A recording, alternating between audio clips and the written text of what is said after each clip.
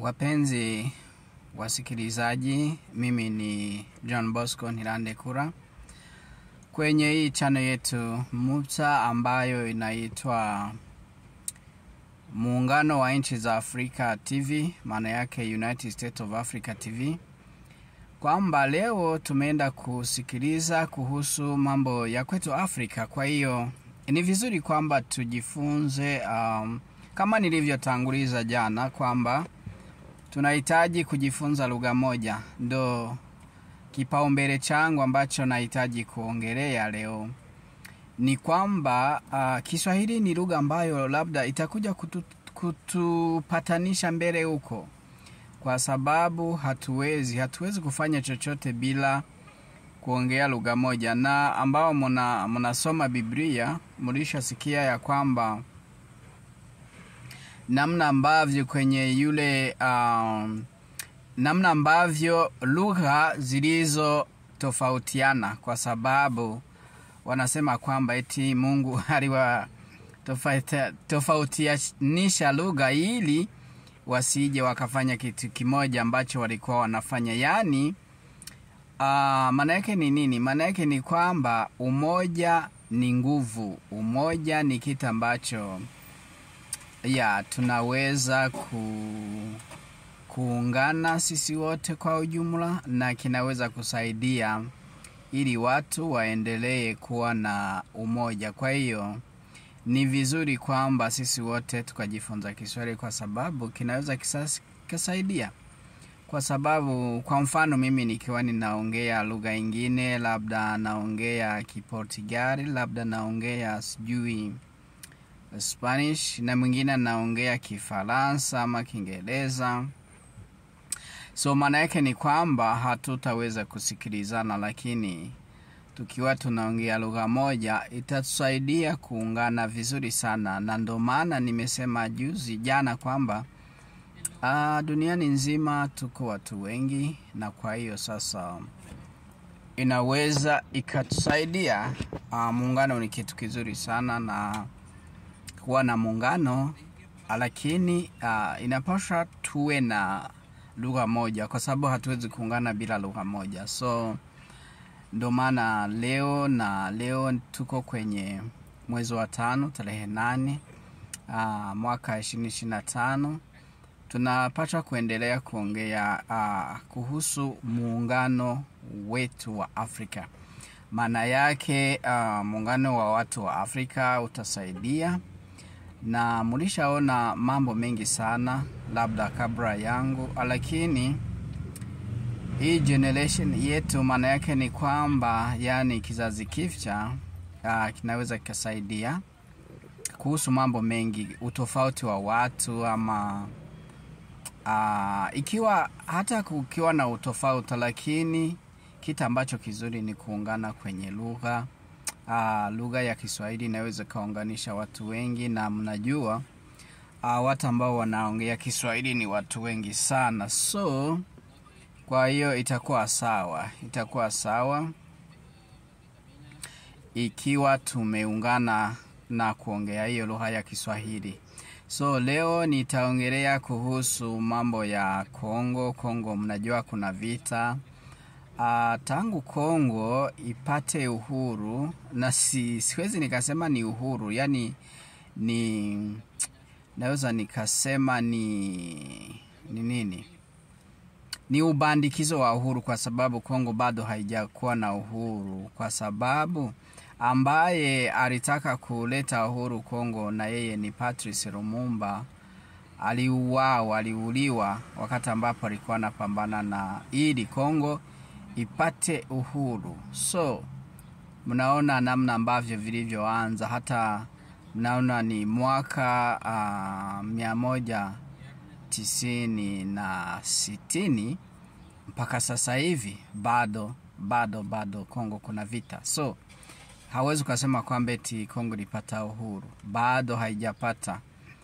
Lakini labda itakuja kupata uhuru, badala ya kumaliza vita ndo itakuwa imepata uhuru vizuri. Lakini sasa hivi bado Kongo haijapata uhuru, kwa sababu kuna watu wengi mnajua, siwezi nikarudi nyuma, mnajua ambavyo alivyofanya Patrice Lumumba na badala yake akaja kama ni Mobutu, na badala ya Mobutu akaja huyu ambaye wanasema ni Kabila mkubwa, baba wa Joseph Kabila, na yeye akauliwa. Lakini badala yake Kabila huyo mwenyewe wakati alipopata madaraka alifanya mambo mengi, yani alikuwa kama kitumikisho, ndo hivyo naweza nikasema, kwa sababu alikubaliana na ambao walikuwa wanachora ama wanaiba kila kitu cha Kongo, na yeye akaenda ndani, kwa sababu yeye wanasema ni mbilionaire, yani ni bilioneria, ana hela nyingi sana huyo Kabila Joseph. So na yeye alishirikiana na watu ambao walijichukulia mali, ninaweza nikasema ni kujichukulia mali ama kuiba, kwa sababu kila inchi inaingia Kongo inaiba inaondoka. Maana yake hata Uganda hivyo ilifanya hivyo, inajisemea kwamba eti kuna waasi wa Uganda, kumbe ilikuwa ni mbinu tu, ni mbinu ya kuingia Kongo ili waone namna wa kuiba, kama ambavyo walivyosema au wa Rwanda kwamba kuna FDLR ba. Ilikuwa ni vitumikisho vyao tu ili waone namna wanaingia Kongo, namna wataenda kuiba mamali za Kongo. Ndio hivyo wamefanya FDLR, wamefanya kama ni Joseph Kony huko, ili waone namna na kitu ambacho kinaweza kuwasaidia kuingia Kongo ili waendelee kujichukulia mali bure tu. Maana yake ni kwamba yani waliiba kila kitu ambacho walikuwa wanahitaji na kutumikia ambao wanawatuma. Maana yake unajua wanawakolonizao, maana yake ndo waliwatuma waingie huko Kongo waibe, wanawata. Lakini tuna imani kwamba siku moja Kongo itakuwa sawa, na siku moja Waafrika wote watajiunga pamoja na watapigana mavita na watashinda. Sio shida, kwa sababu hata na Ulaya wamepambana miaka 100, lakini hivi sasa wako pamoja. Najua umoja utakuja. So kuhusu Kongo tuseme kwamba Tshisekedi ndo rais ambaye anaonekana anataka kupambania wakongomana, lakini na yeye ndio hivyo nilivyosema, akiangalia vibaya itamkula, yani itakula kwake. Yani akijifanya kosa moja tu, akifanya kosa moja atakufa kabisa. So ndo maana mimi sometimes najiuliza, hata SADC unajua, wanajeshi wa SADC waliingia Kongo kwamba eti wanakuja kusaidia, lakini tulipoona ndo wao wametoka kabla ya kitu kingine, unaona. So hiyo sasa mimi naitilia mashaka, kwa sababu siwezi, can you imagine South Africa wanajeshi wao waliuliwa, wa Tanzania wanajeshi wao waliuliwa, lakini wanaondoka bila kufanya chochote. Yani ni mtihani, hata watu wengine hawaelewe kinachoendelea. Lakini naweza nikasema kuna vitu fulani vilichangia, unaona, kwa sababu Kongo kila mtu anaingia mule ni faida tu, unajua. Kila mtu anaingia kule ni faida. Maana yake ni nini? Wangemsaidia, wangepambana kabisa. Najua kila inchi kama Tanzania ina kila kitu, kila inchi South Africa ina kila kitu, lakini badala ya kupigana tumeona wamefanyaje? Wameondoka. So hicho kitu ni kitu ambacho labda mheshimiwa rais wa Jamhuri ya Kongo Tshisekedi ndo yeye anaweza kujua mambo mengi sana, lakini kwa namna ambavyo sisi tunaona, maana yake akiangalia vibaya tu, tunaona walimuzungusha sijui wapi sijui nini, yani hauwezi ukaongelea mambo aliyomzungusha. Imagine wakati ambapo makubaliano yangepata usaini, yani kusainiwa na nchi zote na wa marais wote, na Rwanda Kagame akakataa kwenda kusaini, lakini yeye Tshisekedi wanaendelea kumzungusha tu. So yeye mwenyewe ndo atachukua uamuzi, kwa sababu asipoamua na kusimamia kwenye upande mmoja, kama mlivyosikia wamesema eti sasa hivi wanamufikisha sema ambapo wanamwambia eti apange serikali ya mpito. Can you imagine? Wewe ni rais, ukuna tawara na ulichaguliwa, lakini baadaye wanataka kusema eti unafikia kwenye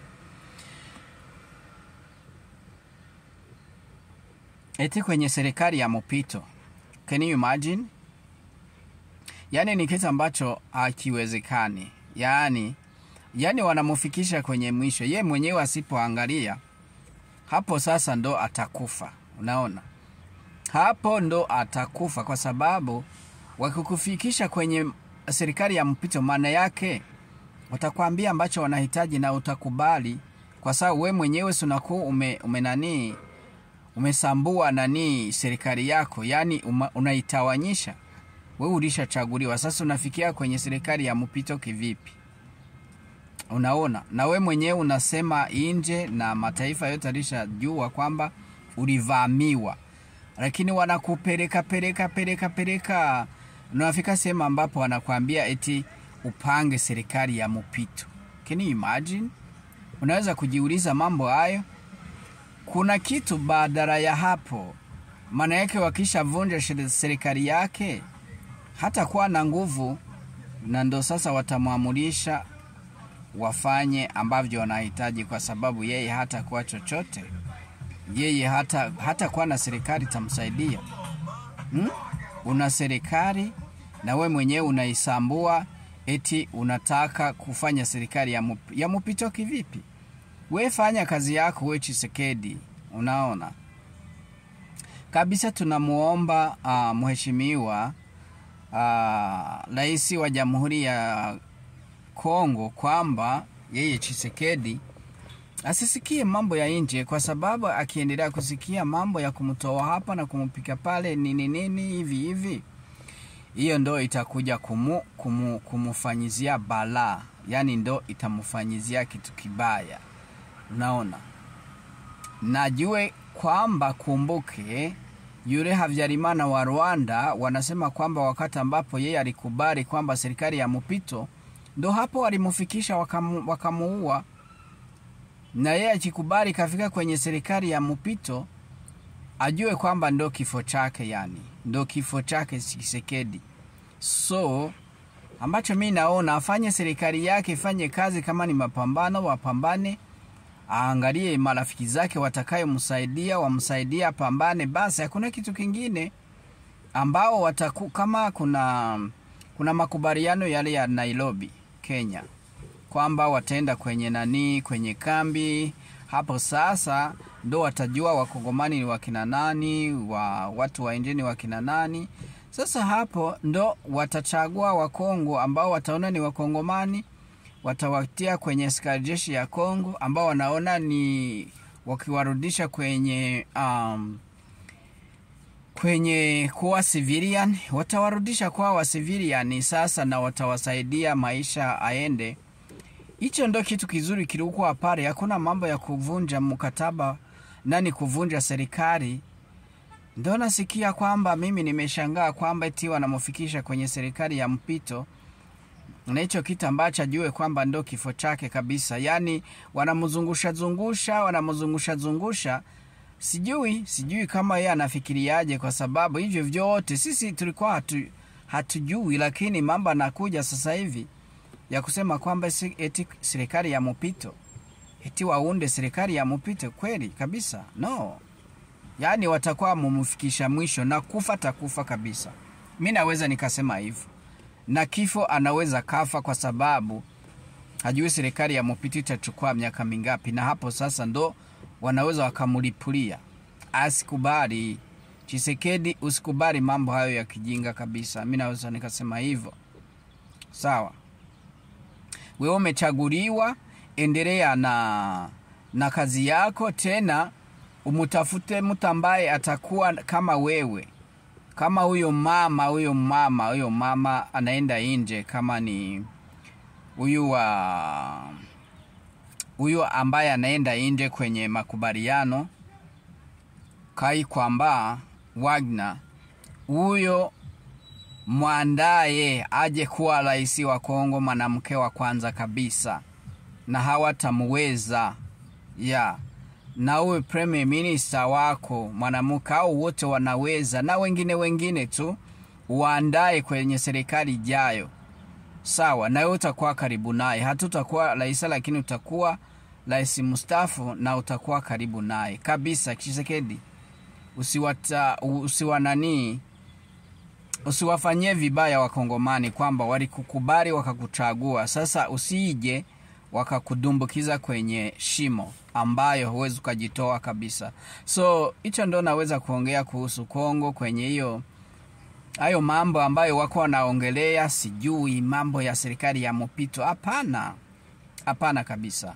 Hapana serikali ya mpito. Najua wasije wakakudanganya baba yetu, yani rais wa Kongo, wasije wakakudanganya kwamba kuna serikali ya mpito eti na we udumbukie ndani. Hapana. So hicho ndo kitu naweza nikasema.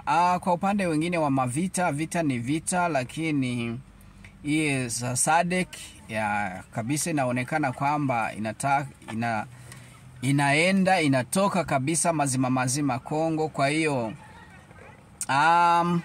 yeye Tshisekedi anajua ni wakina nani watamsaidia, anajua atakuja kupambana kivipi. Na hivi sasa vita ipo inaendelea, na ikiwa inaleta matunda mazuri na itasaidia. Kwa hiyo hakuna oga, hakuna shida, isipokuwa tu ambacho tuko tunaona kinaendelea ni kupitia usaliti wa askari jeshi wa Kongo. Naona askari jeshi wa Kongo yani ni wasaliti mno, kwamba Uvira waliingia wakiwa askari kabisa, askari jeshi wa Kongo, lakini badala ya kuingia mule ndani, kwa sababu walikuwa wanajua hawezi wakaingia na askari jeshi wa Burundi wako pale, wao walijifanya kama ni askari jeshi wa Kongo, wakaingia ndani yani mazima Uvira. Sasa baadaye wanatoka makundi wanajifanya eti ni M23 eti wako Uvira. Sunaona au ni askari jeshi wa Kongo walijifanya ni wa Kongo, kumbe mure ndani wanajifanya wanagiuka M23. So hicho ni kitu ambacho kinaumiza, lakini askari jeshi wa Burundi hawana shida. FDNB ni askari jeshi wanajua kuvumilia, si ndo nani kazi yao. So lakini tulisikia habari ya kwamba walipambana na wakawakamata waasi wa RDF Inyenzi Nkotanyi wa uwaji, kwamba 40 walishakamatwa, wako mikononi mwa askari jeshi wa Burundi. Wako wanahojiwa, wako nauliza waliingiaje, waliingia kivipi, na walifanya mbinu gani ili waingie mule. Sasa baada ya hapo tutakuja kugundua ni kitu gani ambacho kinachoendelea mpaka sasa hivi, kwa sababu walishakamatwa tu na wengine walishauliwa. Ilikuwa vita. Askari jeshi wa Burundi wakawapiga kabisa, wakawaua, na baada ya hapo ya vita wakawakamata 40 mateka wa askari jeshi, ama tunaweza tukasema ni RDF ya Rwanda, kwa sababu huwezi kusema M23 haipo, ni Rwanda tu basi. Sasa hivi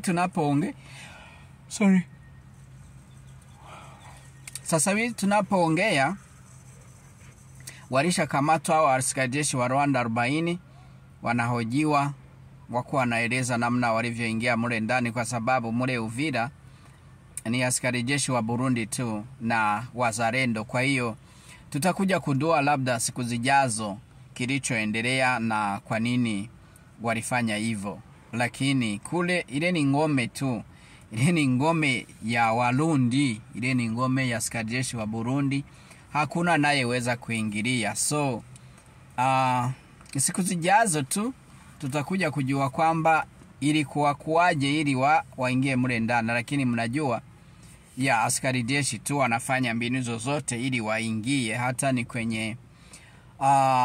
kwenye yani hatari ile. Zile ni mbinu zao za kuingia tu. Lakini ambacho tunaweza kusema kusaidia Kongo yani ni kujitwika yani mzigo. Yani unapata mzigo kabisa. Yani unaenda kumsaidia mtu na huyo mtu ndo anataka kukumaliza wewe ulienda kumsaidia. Can you imagine? Lakini kwa sababu serikali ya Burundi ilishaamua kupambana na adui, na adui ndo hao askari jeshi wa Rwanda, RDF, M23 wauaji, kwamba watapambana tu, watapambana, haina shida, watajitolea, walishajitolea na hawatarudi nyuma. Ni askari jeshi ambao yani wenye mafunzo makali, na askari jeshi ambao hawawezi wakala rushwa kabisa. Hakuna rushwa kwenye askari jeshi wa Burundi. Wangekuwa ni askari jeshi wala rushwa, wangekuwa walishajitokea tu, wangekuwa walishaenda na Kongo ingekuwa ilishakamatwa. Hata uko kusema kwamba Uvira wanaingia mule Bujumbura, wangekuwa walishaingia, lakini kwa sababu ni askari jeshi ambapo walifunzwa na wakafundika. So ndo maana unaona ni vita tu kila siku, na hakuna ambaye anaweza kuingilia, na hakuna ambaye anaweza kufanya chochote.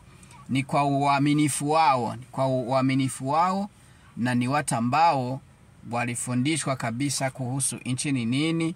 Na ninawapongeza sana vizuri kabisa. Nawapongeza askari jeshi wa Burundi kwamba sio wala rushwa, wala hakuna mtu anaweza akawarubuni kwamba eti wachukue rushwa ili watoke sehemu ambayo wapo. No, hawawezi kabisa. Hicho ni kitu ambacho tunaweza kujivunia sisi Warundi, kwamba tuna askari jeshi ambao sio wala rushwa kabisa, hata East Africa, hata duniani nzima. Naweza nikasema hata duniani nzima. Unajua ni kwa nini? Kwa sababu hata Russia yenyewe, mnajua ni wapiganaji wazuri kabisa, lakini kuna ambao waliuza nchi, kuna ambao walikuwa wanakula rushwa, mulisha viona. Na kuna ambao wa madereva wa pilot wa ndege walikuwa wanazitoa, wanazipeleka Ukraine kwa sababu walikula rushwa ya magharibi. Lakini askari wa Burundi hawawezi. Unajua Kongo si kuna dola? Yes, kuna do nyingi, lakini hawawezi wakakula kabisa. Hicho ni kitu ambacho tunaweza tukushukuru kwenye askari jeshi wetu wa Burundi. Yani ni watu ambao wazuri sana, watu ambao wanapigania wananchi, yani wanapigania nchi, wanapigania wananchi, wanalinda nchi. So wazuri sana, tunawapongezi. Pongezi kwao kabisa, na pongezi limufikie Mheshimiwa Rais wa Jamhuri ya Burundi, nchi nzuri sana, General Neva, kwamba yani ndo mkuu wa majeshi yote na ndo yeye alitoa amri. Kwa hiyo ni kitu kizuri sana cha kujivunia sisi Warundi. So na tunashukuru tena wazalendo waendelee kuwa wazalendo, isipokuwa tu na wenyewe mara zingine wanajitoa wanajitoa data, wanakula rushwa. Yani mambo ni bumbu, ni chini juu. Unajua mambo ya Kongo kwamba ukiyasikia hata wewe unaweza ukalia. Unajua mtu mnakuwa pamoja, anakuchenga, anaingia kwenye adui, anakula rushwa, anarudi kwako. Usipokuwa makini, yani unaweza kufa bure kabisa. Unaona? Ndio hivyo vya Wakongo basa. Lakini acha tuwe na tumaini kwamba labda siku zijazo Kongo itapata askari jeshi ambao sio wala rushwa. Askari jeshi labda watatoka kwenye wazalendo, kwa sababu wazalendo ndio wanapigania nchi vizuri. Kwa hiyo acha tuwe na hope kwamba labda siku zijazo, miaka ijayo, Kongo itakuwa na watu wazuri. Lakini Mungu wangu, ingekuwa kwenye serikali ya mtu mwingine kama Kabila, Joseph ya ambao wangekuwa wanapigana nao wanawapiga marisasi, unaona. Kwa sababu hata mnakumbuka yule Kano alikuwa kijana sana, kama ni Dumbuya kama ni nani ya alikuwa sikumbuka jina lake, lakini alikuwa ni kijana kabisa, unaona. Alikuwa ni Kano, yani alikuwa anapambana kila sehemu yoyote ya Kongo, anawapiga kabisa maadui, mlishamuona. Lakini kwa sababu Kabila alikuwa hataki kupambana na Rwanda, ilikuwaje? Walimupiga roketi kwenye gari yake ya askari jeshi na kaungua mule ndani. Ndo hayo ya Kabila Joseph aliyofanyia yule jamaa kijana kabisa, na sasa hivi Wakongomani wanamulilia, unaona. Alikuwa ni kijana mzuri sana kabisa, na alikuwa baada kuwafikisha kwenye mpaka wa Rwanda, lakini walimupiga roketi kwenye gari yake na kafariki. Mimi nilikuwa nampenda sana. Ndio hivyo serikali ya Kabila iliyofanya. Ukiwa unataka kupambana na Rwanda ndio wewe unakufa, unaona. Na majenerali wa Kongo ndio walimfanyia upango huo, unaona. Alikuwa yeye hajui anafanya nini, angejua na yeye akajifanya hajui kabisa, akajitoa data.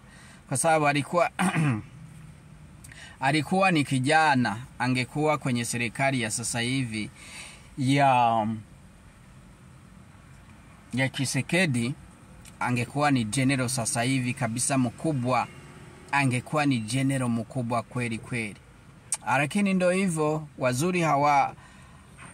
wazuri hawaendelee kuishi, lakini wabaya ndo wana maisha marefu, hiyo tunaijua. So lakini Kongo itakuwa inamkumbuka, na watu wazuri ambao wanapenda haki watakuwa wanamkumbuka. So ndio hivyo vya Kongo. So kwa hiyo kuhusu vita Goma, kuhusu vita Uvira, mlishaona kama walishazunguka Goma yote nzima, walishazunguka Bukavu yote nzima, Kivu. So acha tuendelee kuangalia itakuwaje kwa siku zijazo, kwa sababu wanaweza wakazunguka tu, wasiingie wasitoke, kisha njaa ikawakamata wenyewe wakafanya ile mbinu ambayo Russia imefanya kwenye Kursk, kwamba kuwazingira wao wenyewe wanajitoa mule ndani, kisha wanatia mikono juu na wakamata. Inaweza kuwa mbinu nzuri.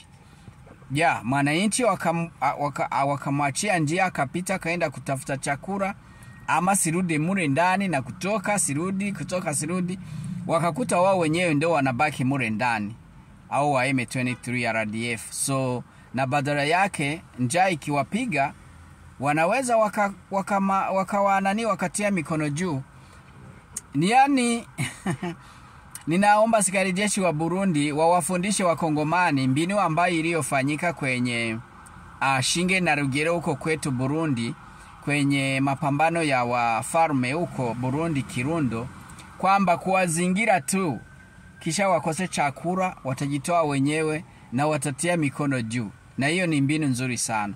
So itakuwa sawa, tawazingira tu, wakose cha kufanya, na chakula kitaisha, na njaa ikiwachukua wenyewe watatia mikono juu. Hiyo inaweza kuwa ni mbinu nzuri. Na mbaya anatoka, ama na mbaya anaweza kuleta ujinga, si ni kupigana tu, wanamupiga risasi, unaona.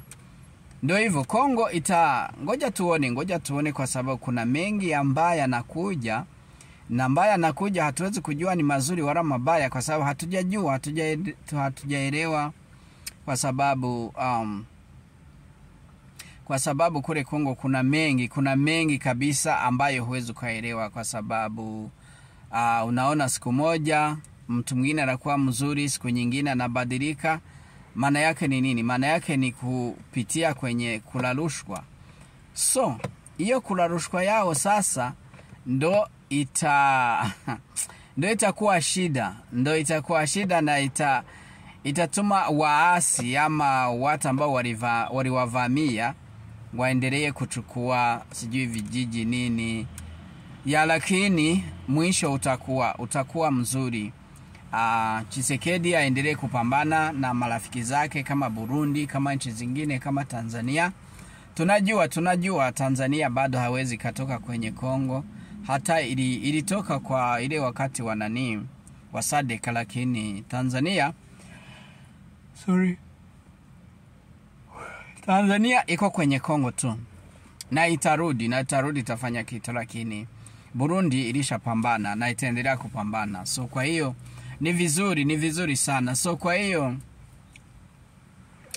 marafiki zangu, mnaponisikiliza, hii ni United States of Africa TV, ama ni Umoja wa Nchi za Afrika TV. Kwa hiyo nawaombeni munifanyie subscribe, share, comment, share my link, share link, and then mutie kwenye comment zenu ili tujue mawazo yenu ni mawazo gani, kwa sababu mimi nimejitoa tu ili niongee Kiswahili kwa sababu ni lugha yetu ya Afrika. Kwa hiyo kama niko najifunza vizuri tu, lakini kuongea ndo kitu ambacho kitasaidia kujua.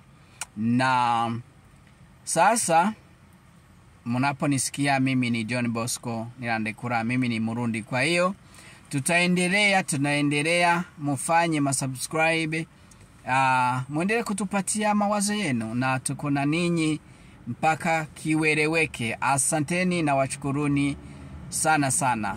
Bye bye. Asante sana.